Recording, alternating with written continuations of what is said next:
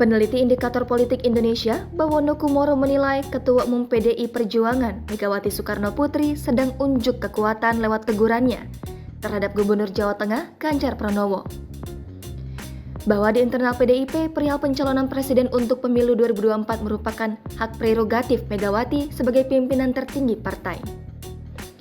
Menurut Bawono, teguran PDI Perjuangan ke Ganjar masih wajar, mengingat langkah tersebut merupakan cara Partai Banteng menegakkan disiplin terhadap kader yang dianggap melanggar.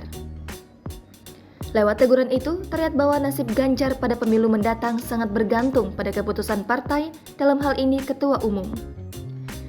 Pasca teguran ini, Bawono yakin ke depan Ganjar akan lebih kencang menarik rem untuk mengurangi manuver politik terkait pemilu presiden.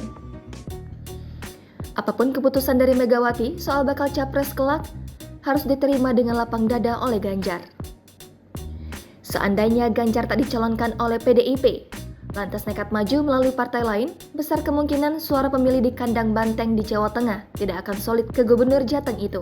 Sebagaimana diketahui, Ganjar Pranowo dijatuhi sanksi berupa teguran lisan oleh Bidang Kehormatan DPP PDIP pada Senin 24 Oktober kemarin, buntut pernyataannya soal siap menjadi calon presiden. Ketua Bidang Kehormatan DPP PDIP Komarudin Watubun menyatakan Ganjar dijatuhi hukuman berupa teguran lisan karena sudah menimbulkan multitafsir di publik.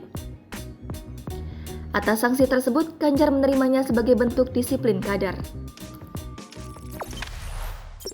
Jangan lupa subscribe, share, komen, dan like ya!